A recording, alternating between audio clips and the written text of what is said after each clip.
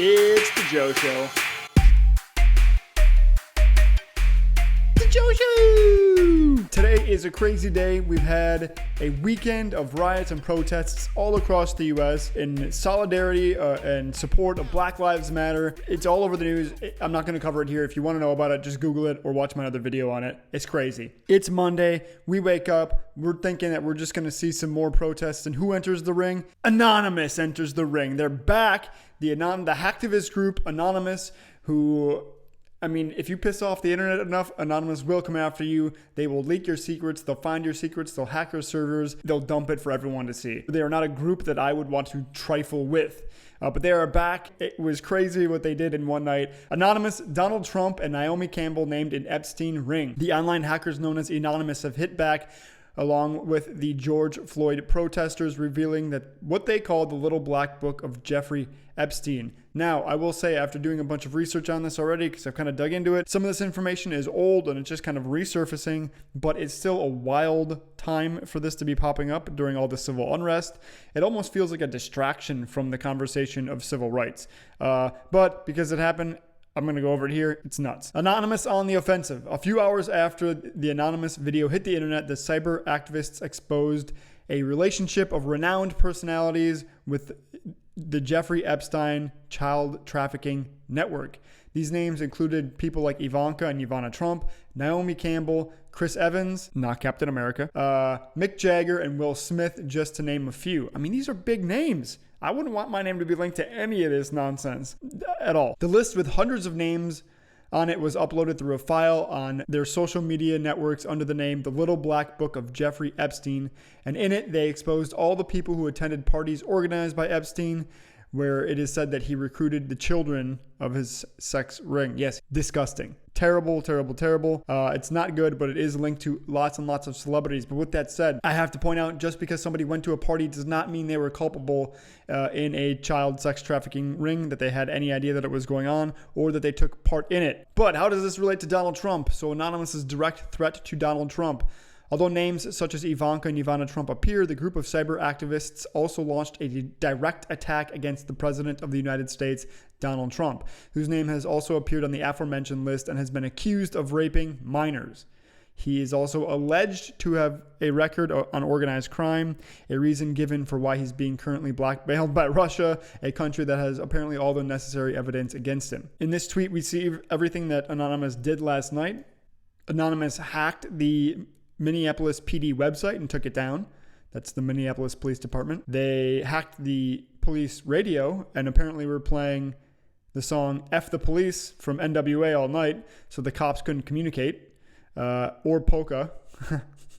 Getting a little Weird Al in there. Then they also did this release on Jeffrey Epstein and Donald Trump from their sister investigators on the internet called OP Death Eaters, which focuses on pedophilia. And then they also said that Russia has blackmail on Trump, which is why he's so buddy-buddy with them.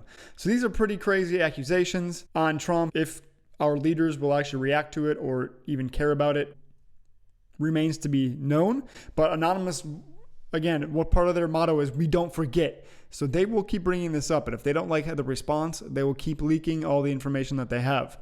So I'm very curious in the next couple of days what will happen. So this is one of the documents that was leaked by Anonymous. It seems real. You can see here there was a Jane Doe who was the plaintiff, and that Donald J. Trump and Jeffrey Epstein are the defendants. The complaint states rape, sexual misconduct, criminal sexual acts, sexual abuse, forcible touching, assault, battery, intentional reckless infliction of emotional distress, duress, false imprisonment, and defamation.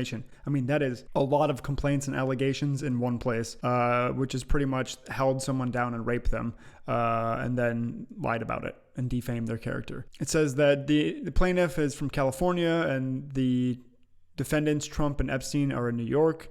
If you read through it, it's actually a pretty intense description of sexual assault, rape, and misconduct.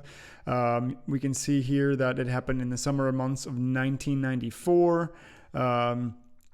The parties that this happened at were held by Epstein at his New York residence, and during this period that the plaintiff was a minor at the age of 13. So a 13-year-old girl who was raped potentially by Donald Trump and Jeffrey Epstein Donald Trump, of which is now in the White House and running our country. If we scroll all the way down to the bottom, it looks like it's a pretty legit complaint. We can see here that it was dated on September 30th, 2016, and that it was submitted by Thomas Francis Meager, who I'm sure that if somebody wanted to, they could reach out to and ask what was going on with this complaint and if this is real or not.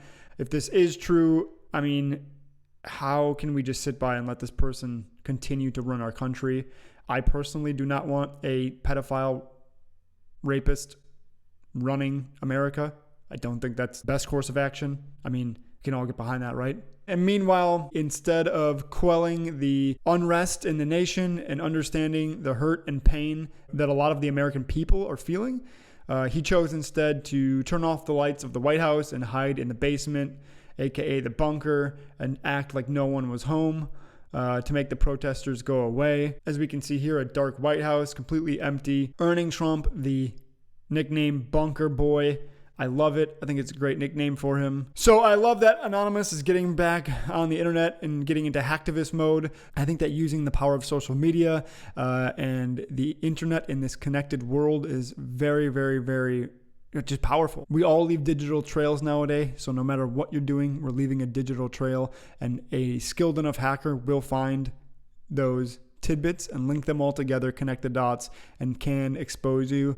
And I think it's great, again, that Anonymous is doing this to support George Floyd and to also take down Donald Trump, as I believe their connection is this is just more proof of the ruling class oppressing the people, just like what happened with George Floyd in Minneapolis. So that has been today's Joe Show. If you like my content, please click subscribe below and hit the bell so you can get a notification whenever I upload a new video every single day.